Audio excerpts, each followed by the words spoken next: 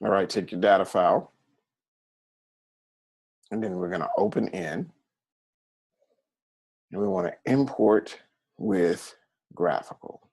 So you'll see the same graph right here. We have our X and our Y. Well, our Y and our X plotted on this graph. Our Y is down at the bottom and our X is at the top. And then we have X and Y velocity at the bottom. We're not going to need this. So literally I can just select one graph and I probably could change the color somehow.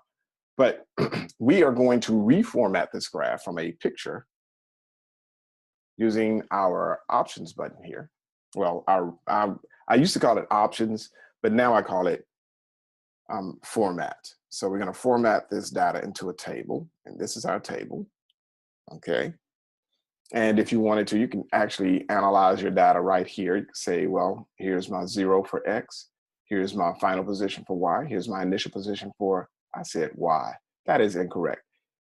Here's my initial position for X. Here's my final position for X, initial position for X, final position for X. And you'll see that that just repeats all the way down.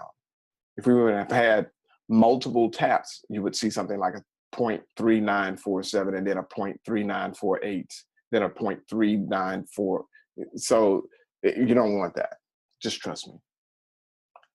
So I'm going to go ahead and say open in, and we want to copy this to Microsoft Excel. So Microsoft Excel, I'm just opening it again. So what might happen is the very last document is probably gonna, oh, nope, this document is actually opening. Nope, the very last document actually opened. It tricked me, but it needs to be open. So let's go back to graphical and then open in and copy to Excel. And so what you'll see is something like this. You'll see this convert and edit. So let's go ahead and convert and edit this. Once we convert and edit it, we want to make sure that we are placing this in the right folder, and that's folder number 5. And you'll notice that we already have an initial velocity calculator, initial velocity. This is just work that I've previously done.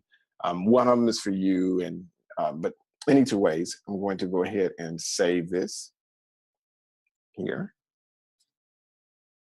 And I want to open up this data set. So time is the first one. We don't need time in this experiment. Let's look at B. We do need X. Remember the theory was X final minus X initial. We also need Y. Remember the theory, Y final minus Y initial. We use that quite a bit. And then we have the X velocity. We are not going to need that, and the Y velocity. So I'm going to do my best to just leave this data set pristine, okay? And what that means is the following. I am going to duplicate this page. So all you have to do is just tap on this tab down here and then say duplicate. So now that I've duplicated this page, basically my data is pretty, I'm going to choose the other page, and I'm going to work from that page because I'm going to do some deleting and stuff. So if something happens with our data, we still have our data set here. So I'm going to go ahead and delete this first column, and that was time. I'm going to keep A and B, that's my X and Y, and then I'm going to delete C and D. So we don't need those. So the first thing that I want to do when you guys build this calculator, let's just go ahead and title our, what do you call these? Our columns. So we're going to find the displacements first. I'm just going to say displacement in X.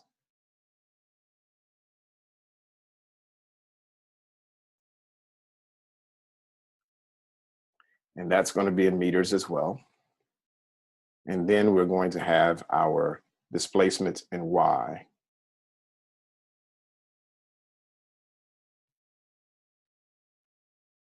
So I just need to change that value, or the label. After our